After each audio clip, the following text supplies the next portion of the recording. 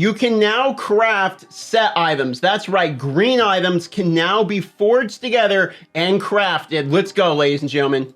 Here we've got a new update. Let me give you my live opinion on it. We have server merges are coming, but we also have sort of a feature update. So let's get going with it. Now, we've already talked about the server merges. If you see your 4 server names on this list here, that means those 4 are going together. Shout out to the people that are joining me on Storm Shield from Old Growth, Sand Scorpions, and Zoltan. Say hi if you're around it. But let's take a look, okay? So we have all the server merges, leader information, etc. They do say your Deeds of Valor badges will be retained. There was some drama about Deeds of Valor. When you transfer, they didn't retain it. It looks like Merges is retaining it. Let's continue here. The Immortals with the highest dominance among the merged server will become the new Immortal. That's another bit of drama that we're in there. If you have the most dominance, you will be the Immortals and you'll retain that. Let's go here. Previous Immortal reigns will be retained on the Wall of Honor, so that way you guys are gonna have your leaderboard among it. But let's keep going here. There's a new Fire Before Darkness limited time event. Okay, few in the Sanctuary capable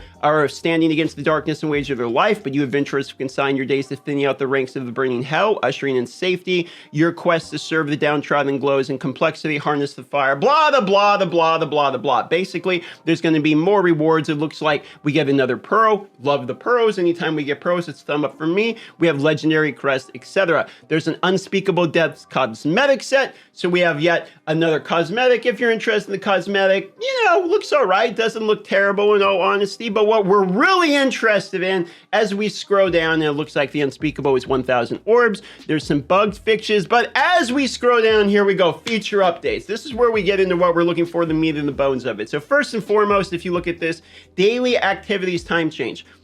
So the assembly gets moved up by 1 hour. It was 6 to 8, now it's 7 to 9. I think they're trying to make the assembly a little bit more like workday friendly, give you some more time to get home, etc. This is a good change. The Wraithborn invasion is now at 12:30 as well as 9 o'clock. It's twice a day. I do believe this is smart to add a second one. People enjoy the Wraithborn invasion event. I actually think it's one of the more fun events in my personal opinion, but most people work at noon. They don't really get the opportunity to participate in it. So having one at night as well gives people more of a chance to do it, as well as it's really the only thing in the game that actually has a DPS chart in a way that tests your damage. So I think that that's kind of interesting. If you look at here, the developer note, it says player feedback and data collected the play patterns. They're adjusting the play patterns basically around when people are playing to make it easier for them. But ladies and gentlemen, here's the one we're all waiting on. Set items. You can now craft specific set items at the Forge in Westmarch using a new resource, the Fabled Wisp. These can be acquired by salvaging set items. Dev notes, we've been listening to a deluge of feedback regarding players having a hard time finding specific set items. It is our belief that adding the ability to craft specific set items will provide the path for players to reliably complete their sets. Absolutely. Crafting specific set items is exactly what we need, because you can get 5 out of 6, 4 out of 6. You can almost fully complete a set, and then you can't get that last piece because it's so RNG. This will give the people who, and depending upon how they do it, because they say you can salvage previous set items. So imagine this, you salvage previous set items. Let's say you salvage all your health 3, all your health 4 sets, and that gives you enough currency that now you can craft a health 5 set piece. Now, we don't know the way they do it. We don't know if you have to acquire that piece first to be able to craft it. We don't know if health 3 gives health 3 materials, health 4 gives health 4, and etc. But we know that they're adding a way to actually salvage these in the game. Thank you, God. Okay, this is literally what we needed. This is a huge, gigantic W, in my opinion. This is what they said they were not going to do, and there it is. I love it. Thank you. Moving on here, legendary gems. There are now 2 types of gems, bound and unbound. Neither of these gem fragments can be sold in the market. Unbound gem allows legendary gem. So basically let me just explain what this does here. There's tradable gems and there's non-tradable gems. Now there's fragments that are just for upgrading the tradable gems. We already had bound and unbound, but once it was beyond rank 1, they were unbound. So now what you can do is, if for some reason you wanted to upgrade the gem to higher ranks using the unbound fragments, you can do that. You can't trade the unbound fragments, but what they'll do is they'll allow you to bring up the rank of a gem. Now you can still use the unbound and bound on-bound gems, so it's not realistically changing anything. It's just a little bit of quality of life in terms of inventory management. That's all I can tell about what's going to be changing. Okay. Now the castle here says a blacksmith and an identifier has been added to the courtyard. This is a great idea, especially considering they're buffing the drops from things like the endless mode, etc. from what I can understand. So because of that, you're going to want to be able to farm it more. Keon's Ordeal. We receive feedback that managing other players in Keon's is quite a challenge. This is true. Every reign it has been a problem.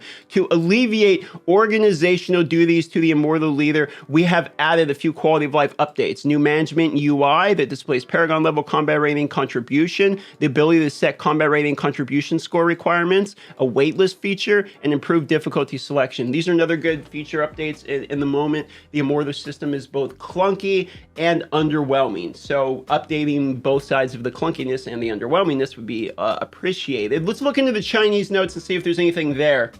Okay, here's what the data miner had to say about the set item crafting. He said the set items obtained after this update will get a new material corresponding to its difficulty when salvaging. So health 3, the health 3, etc.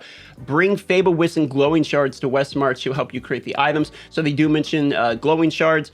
Find her, the smithing material is next there, and she'll exchange low difficulty Fable Whips for higher difficulty. So you can grind the lower difficulty ones to get the higher difficulty ones at some kind of ratio, it looks like. And finally, I'd like to emphasize after the maintenance update, the newly dropped set items can be salvaged into the Fable Wisp. So we are getting this, from what it sounds like from the Chinese note side of things, we're getting this update basically immediately as soon as the update is out. This is fantastic news, to be honest with you. I'm going to be testing this. I farmed a whole bunch of, I did 40 dungeons in one day and tested a whole bunch of drop rate and stuff. We're going to be testing this again. We will be live once again as soon as this update drops to actually test out set item crafting and see the validity of how much it actually takes to farm a faux set and grind out the faux set. If you're interested in seeing the testing live, this will be done on Twitch. I will have a link down below and in the description. It is Darth Microtransaction on Twitch. You can find me there, but I'll have a link as well. And we're going to find out exactly how good this set item crafting is. Okay, a couple points here,